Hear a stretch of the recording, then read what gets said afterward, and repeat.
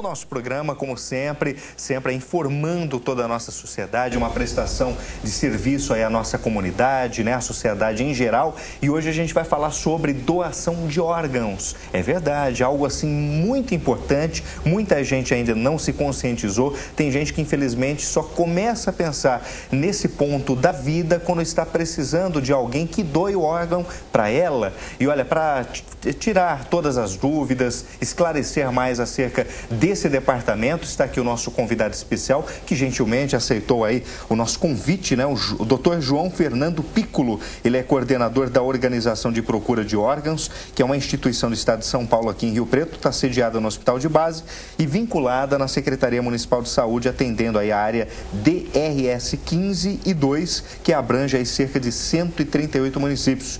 E essa extensão em 2 milhões de habitantes, ou seja, 2 milhões de telespectadores que a partir deste momento estão te ouvindo. Nosso muito obrigado por sua presença. Uma boa tarde, doutor.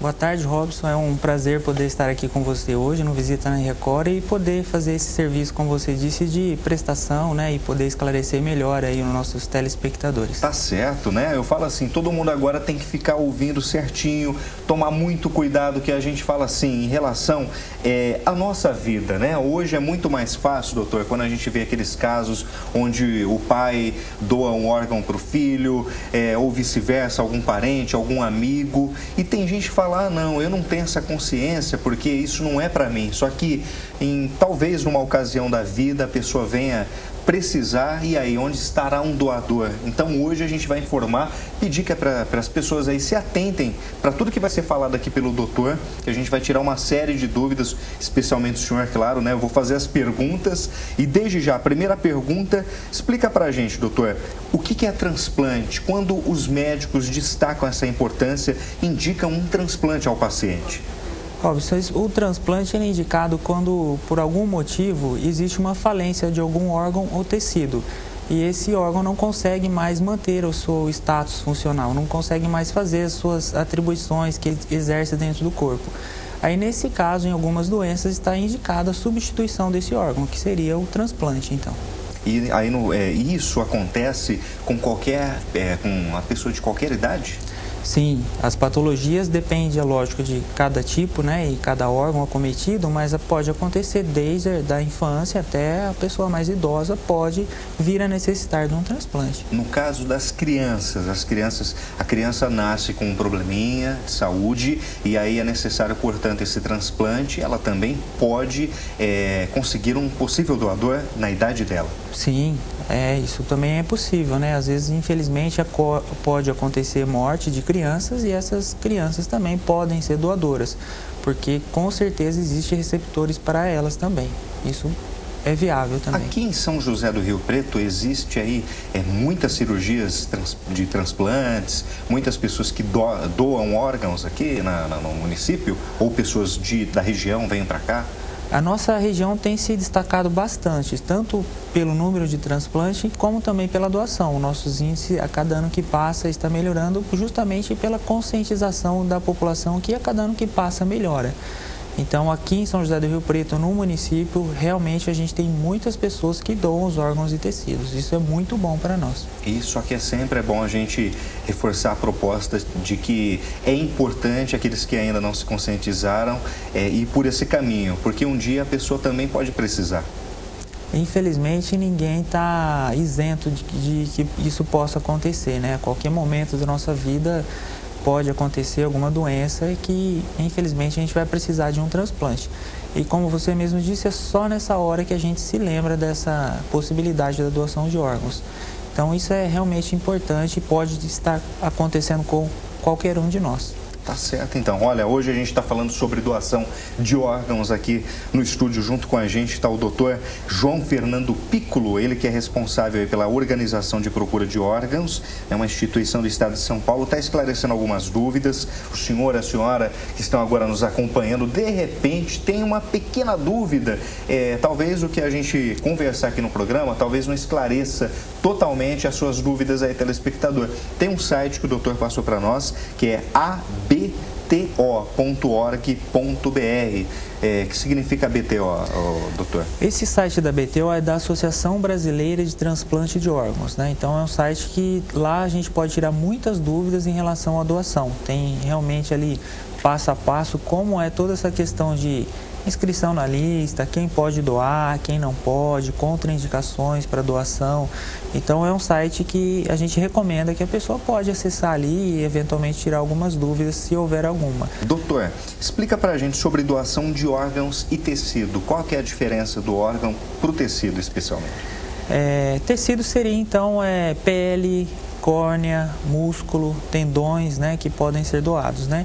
E órgão já seria um órgão realmente mais constituído com várias outras funções, como coração, pulmão, pâncreas, rim e fígado. Em casos de acidentes, tem gente que de repente perde aí membros ou de repente algum órgão.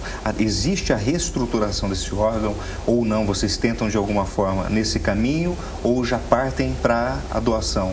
Para pedir, de repente, uma pessoa que doe aquele órgão que ele está precisando? No caso de um acidente, que, por exemplo, é uma coisa súbita, que o paciente eventualmente falece na hora devido ao acidente, nesse caso só vai ser viável realmente a doação de tecido. Os órgãos não serão aproveitados nessa situação. Os órgãos só podem ser aproveitados na situação de morte encefálica. Então, nesse caso, vai ser aproveitado o tecido, que seria córnea, pele, ossos, tendões e músculo. O que é morte encefálica, doutor? A gente sempre faz alguma reportagem, de repente, até mesmo o telespectador sabe parte do que significa, mas o que de fato é, numa forma bem simples, para quem está nos assistindo agora compreender. Óbvio, isso é fundamental, porque ainda existe algumas pessoas que têm dúvida em relação à morte encefálica. Então, morte encefálica é uma situação em que não há mais circulação de sangue para o cérebro, né? Por algum motivo que pode ser o derrame, né? O nosso AVC, ou um traumatismo craniano, o TCE, que vai levar a uma hipertensão dentro do crânio. A pressão dentro da cabeça da pessoa fica tão alta que o coração não consegue mais bombear sangue para o cérebro da pessoa. E aí o cérebro morre, não chega mais sangue lá, né? O coração continua ainda funcionando. Isso é que é importante. O coração continua funcionando, independente de ter ou não função cerebral. Então, o coração vai continuar batendo, a pessoa vai continuar respirando com auxílio de aparelhos, né? E isso, então, é o que a gente chama de morte encefálica. E, a partir de então, como que vocês fazem o levantamento de que aquela pessoa que teve morte encefálica possa ser uma possível doadora de órgãos? Isso é um ponto importante. Já começa pelo diagnóstico da morte encefálica. A legislação no Brasil em relação à morte encefálica é uma das mais rigorosas que existe no mundo, né? São vários exames que têm que ser feitos, né? E realmente atesta a morte encefálica. Após isso é que realmente iniciam todos os processos para ver se é ou não a possibilidade de doação de órgãos. Existe alguma diferença de morte encefálica e coma? Sim. Ou de repente aquela pessoa no estado vegetativo? Por quê, né? Porque tem gente que fala, poxa, morte encefálica, mas ainda o coração está batendo. Bom, o cérebro, obviamente, para de funcionar. Estado vegetativo, tem gente que fica aí 10 anos na UTI, que a gente já acompanhou, casos como este, a pessoa de repente retoma de um coma. Como que funciona? Como que é para a gente que é leigo nesse departamento? O senhor poderia novamente falar sobre isso? Sim, então a situação, o ponto-chave na diferença seria esse, né? Quando a pessoa está em coma ou no estado vegetativo, às vezes ela não tem as funções cerebrais, mas ainda existe a perfusão de sangue para o cérebro e o cérebro tem atividade. A gente avalia isso através de um exame de fluxo sanguíneo para o cérebro ou através de um eletroencefalograma, que vai registrar atividades cerebrais, quando a pessoa está em coma ou no estado vegetativo. Na morte encefálica, isso não existe, não chega sangue no cérebro. O eletroencefalograma, que é o exame que é utilizado para avaliar a atividade cerebral, ele não tem nenhuma atividade. Então, essa seria, assim, um ponto-chave, né, entre a diferença entre coma e morte encefálica. Falando, senhor, agora sobre morte, né, após a morte, é possível doar órgãos. E quem está vivo, como que é possível fazer a doação de um órgão, de um tecido, não sei, como que funcionaria também? Existe a possibilidade de fazer doação em vida, né? Então, em vida nós podemos doar, em termos de órgãos, rim, e uma parte do fígado. É a única coisa que nós podemos doar, né, durante a vida. E para isso existe uma lei que regulamenta quem pode ou não doar. Essa é a possibilidade. Existe um nível, assim, um grau de parentesco, tem que ser um parente especialmente para fazer a doação ou também um amigo? Quais são os critérios quando a gente ouve também dizer sobre esse assunto, quando fala sobre tipos sanguíneos, só que vai além disso, né? Sim, começa então pela lei, né? A lei define que quem pode doar é o parente até 4º grau de consanguinidade ou cônjuge.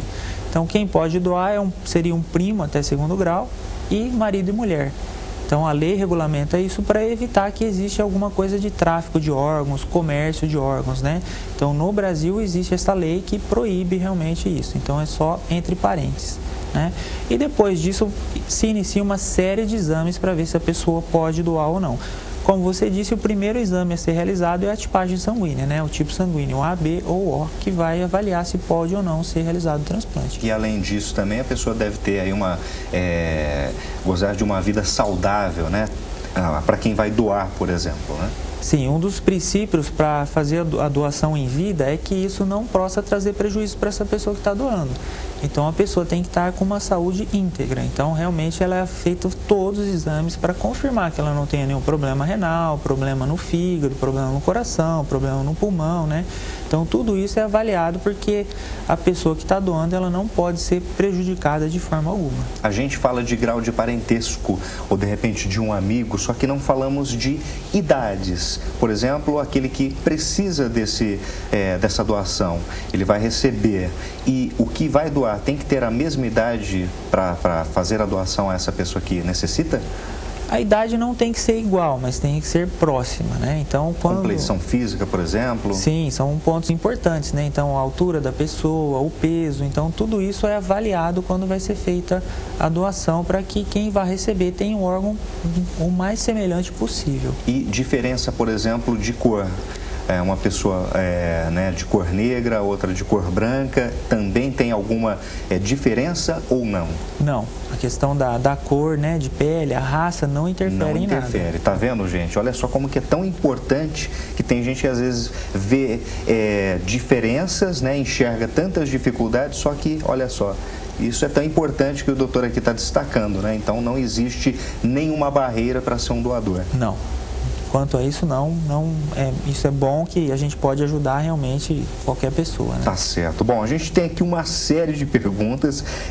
Daqui a pouquinho o doutor vai falar sobre doador, receptor, idade, limite de idade, que a gente falou de criança, de adulto, mas a gente ainda vai aprofundar ainda mais. Doutor, eu quero agradecer sua presença mais uma vez e a gente vai para um rápido intervalo. Telespectador, se tiver alguma dúvida, logo mais eu vou passar o site novamente para você entrar, acessar aí na internet. Só que, olha, não troca de canal, a gente vai voltar daqui a pouquinho. Até mais.